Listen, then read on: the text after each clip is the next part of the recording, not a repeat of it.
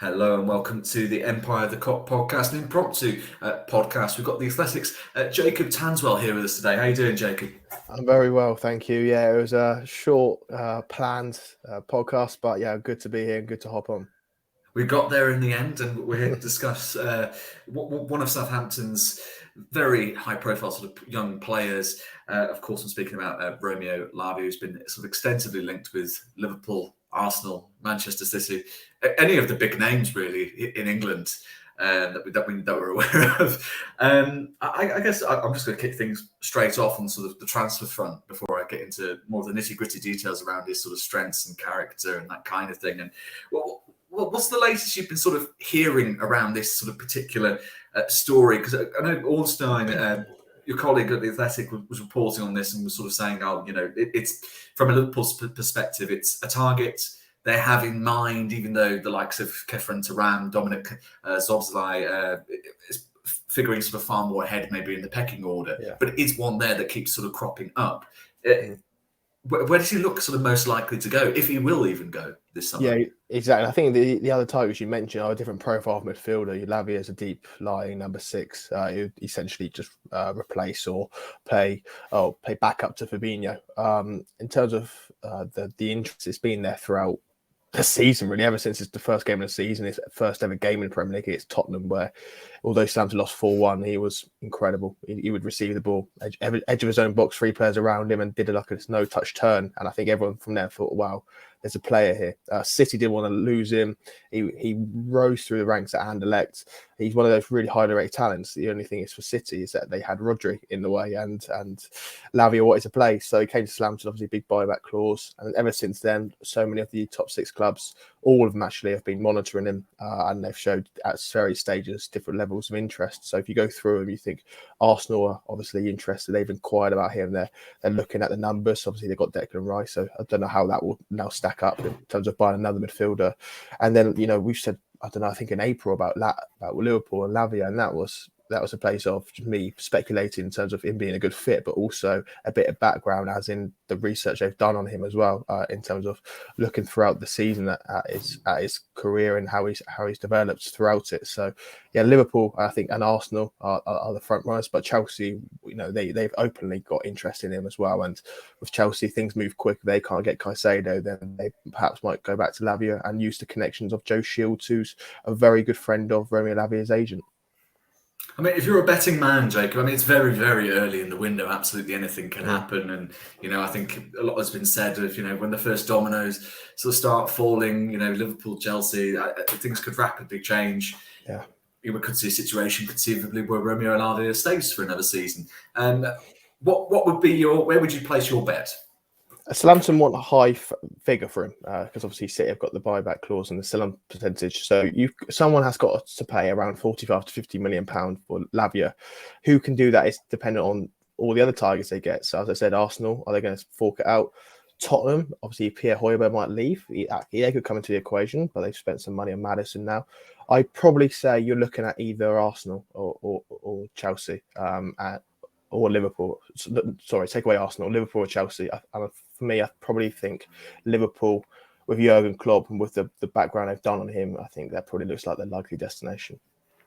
Okay. Well, moving on to some of the more exciting sort of bits. The kind of thing you imagine Liverpool's recruitment team would sort of be looking into. I mean, the impression I get sort of speaking to others is very much that, he's been one of, if not the standout performer for Southampton in the Premier League season just gone by. How would you evaluate his first season playing Premier League football, and what sort of attributes, stood out for you when you were watching him? Yeah, so I got told last pre-season that essentially Southampton did a transfer or did a pre-season training session after the transfer, and they said Romeo Lavia is the only player in this squad that can receive from the goalkeeper, can receive on the half turn, can play through the lines. Without him, we've got to go ostensibly more direct. And that proved to be the case when he was injured. So we knew then he was a transformative player. And since then, he's become Southampton's most consistent player, Southampton's player of the season last year. And what was so impressive about him was the fact that even if Southampton don't keep the ball very well, even if, typically they're not playing to his strengths, he still managed to thrive in a team that was completely dysfunctional. So imagine if he's in a team that plays with strength, that plays in a way akin to City.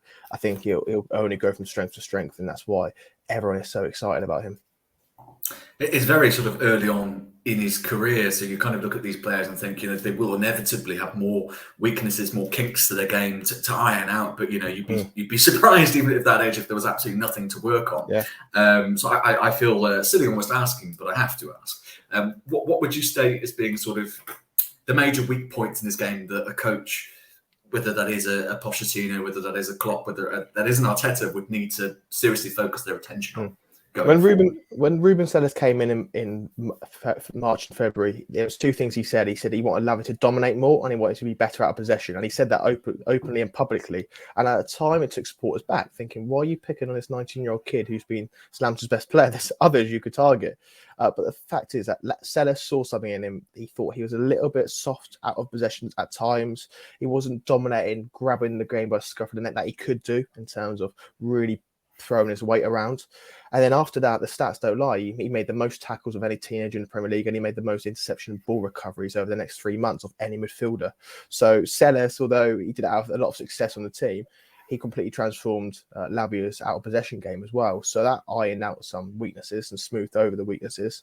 As ever with a 19-year-old in their debut season, there were probably a few vulnerabilities in terms of physically. He would struggle at times to complete the games. He would go down frequently with hamstring, knee injuries, and sometimes would have to be substituted. I think he had that big hamstring injury in August against Chelsea when he scored, but then got taken off. And those hamstring issues were reoccurring for a few months, and that really caused Arsenal especially issues. So I think his fragility is something that needs to be worked on. And I think if you are going to go to that top 4 club, you've obviously got to improve that. But at the same time, there's going to be other players that can take your position, and you don't always have to play every game. So yeah, I'd probably say that was his big one weakness. It's difficult, isn't it, with young players, because it can just be the amount of load that you're putting on them. We had a young player come through halfway through our season after the World Cup, Stefan Bajcetic, who was thrust into the limelight, did excellently, and then sadly picked up a stress load injury. And it's not so much due to durability, but sort of looking at, well, we probably shouldn't have been playing a 19-year-old that often, that frequently. Do you think it's sort of similar to that kind of situation, or do you feel that perhaps more what I would call the Curtis Jones situation, in which Liverpool have had to actively manage his workload in training, his game time, and that kind of thing? Would it be just a developmental issue they just need to keep an eye on, or something a bit more potentially severe? No, I think there's something to keep an eye on. You got to remember that Southampton, they had to play Lavia really because he was their best player, so he had to play nearly every game. And I think there was at times where he probably could have done without a game, especially early on.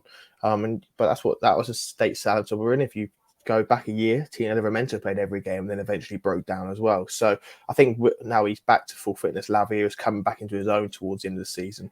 I think he has a good rest under his belt, obviously throughout this summer. But then next year, I think whoever takes him will be very careful with the sports science team about building his games up, and they'll say, right, 20 to 30 games, and then you can continue to build because it's really important, especially for a midfielder like him who will dominate games, to not burn him out straight away. But I can't see that being the case.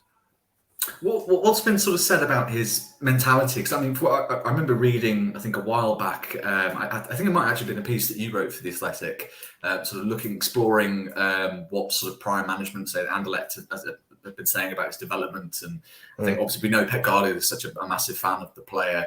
I think it's been mainly sort of positive. But what's his mentality like, and have you seen much in the way of development in that area since his move to Southampton? It's funny because in that piece that you mentioned is I think it's a former Anderlecht academy coach, and you can never read him. He was very difficult to read. He'd be quite a quiet guy. He'd be very friendly. He'd get on with everyone. He could speak 2 or 3 languages, but he was difficult to read. You never knew what he's thinking. So it was a little bit of a surprise when he decided to leave for City. But at the same time, then he went to City just before COVID, the lockdown period, and everyone at Anderlecht thought, oh, okay, he's going to struggle, but he thrived, and I think that shows that he's got this inherent confidence about him. But at the same time, even when there's so much talk about him, Anama, last season there was a lot of young players that rubbed the senior players up the wrong way at St Mary's. They would have to be split into two change rooms, and I think it's notable that Lavia was one of those players that senior players said would be always asking for advice, very conscious learner, and he would take things on board. He didn't think he had already done it all, or decided to relax because he thought he made it. Unlike, and that can't be said about all the other young players at Southampton. So, yeah, I think he's a really conscious, willing worker who takes himself very seriously. And I don't think even if he goes to Liverpool or a club with the bright lights, he's going to get too carried away. One thing I think that stands out for me, again from a Liverpool perspective, I think if you look at sort of the targets that we've been linked with, Thuram, Gravenbach, all very much to a certain degree exceeding 6 foot. I think the two names I've listed there are both 6'3". I think barring certain exceptions like Gabri Vega, I think just makes the 6 foot mark. Lavia, unless I'm mistaken, I think he's just under 6 foot, about 5'11".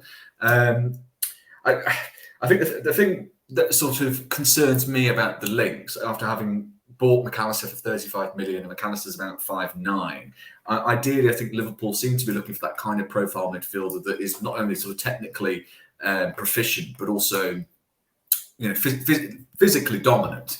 Can you see sort of Lavia's height standing against him in that regard, or is he one of those players? Because you have examples. I mean, we had Gini Wijnaldum, who was under 6 foot, but absolutely made up with his, you know, his possession. He was extremely hard to knock off the ball. Do you see any issues in that regard, or do you think he does make up for it?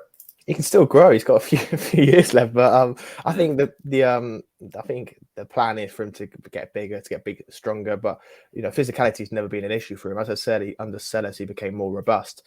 But at the same time, there's a reason why Southampton saw him as the only player that can receive under pressure, because he's extremely press resistant. He uses his body well. He shields it very well. So although, you know, he's still growing into his frame, he manages to compete very well. And if that wasn't the case, he would have just hit the ground running like he did. And he's very strong in it. So I think if he did go to Liverpool, one of the advantages for his own development would be Jurgen Klopp in terms of how he grows players physically and makes them more robust, more athletic, and I think that will even help him to become even better, more well-rounded midfielder. But yeah, it won't be an issue because, you know, he's got a good stature on him, good frame on him, and he knows how to use his body very well. I mean, ultimately, I think I mean, correct me if I'm wrong, but it sounds like you're very confident that were he to leave Southampton this summer, he would be ready for a move to a top 4 club. I suppose the next question, really, and my last question to you, is to what extent do you feel he would be ready to slot into the first 11, or do you feel there would be? I mean, I imagine there would be a learning curve. He's still 19, of course. He'd be coming into a completely new environment. But do you get the impression he'd be one of those players that would really take to the challenge immediately and would sort of work his way into a first 11 reasonably quickly? Or and we've had previous signings that have taken potentially half a season. I think Andy Robertson and Fabinho are both sort of famous cases in that regard. But obviously even then they were sort of well into their sort of 20s, 23, 24, before they sort of started figuring into Klopp's first team plans. I think Liverpool would preach caution on him in terms of slowly building him and integrating him into the first team. But I have no doubts that he would hit the ground running. I'd see him as, if he were to go to Liverpool, as starting out in midfield regularly throughout the season. I think for me, if you look at the form and where they are in their career, I think he can easily surpass Fabinho right now. I think he's more athletic. I think he's strong. I think he's more fresh as well now. So I think wherever he goes, probably bar Man City, which is why they let him go in the end reluctantly. I think he gets into a midfield in the Premier League, and I think those around him, even if it is going to be McAllister just ahead of him in that one of those number 8 positions, I think he can dovetail and suit really well. Because one of the things you got to remember is that at Southampton, he played in the midfield too for a lot of time, which was overran considerably to cover a lot of ground. Where now he's obviously going to be playing in a different formation, different style, and I think it will suit him even more. I think Liverpool, whatever top 6 club comes in for him, he will suit that more than he did at Southampton, and at Southampton is very, very impressive. Well, I can certainly see now why Liverpool have him on their shortlist. It's very, very exciting words there. You've thrown a bit of a spanner in the works to me. I was actually convinced it was going to be someone like Thuram and Szoboszlai, but I think definitely everyone needs to keep a very, very close eye on Lavia this summer and where he ends up. Liverpool Arsenal, maybe Chelsea. We'll have to see. I mean, Jacob, it's been an absolute pleasure. Just before we head off, you want to just share any upcoming projects you have, either personally or for the Athletic? Yeah, thanks for having me on. Yeah, I'm the Southampton writer at the moment, and obviously between us, from the Liverpool side, David Ornstein, Southampton side, will be keeping up to date on whatever happens with Romeo Lavia, even if he doesn't go to Liverpool. So, yeah, you can follow us obviously at the Athletic and my own handle, which is J_Tanswell as well. So, yeah, appreciate you having me on. My absolute pleasure. Get following, everyone, and thank you again for watching another of the latest instalments of the Empire of the Cop podcast. Got there eventually. I've been your host, Farrell Keeling, and we've had the Athletics' Jacob Tanswell. Thanks for watching. Take care.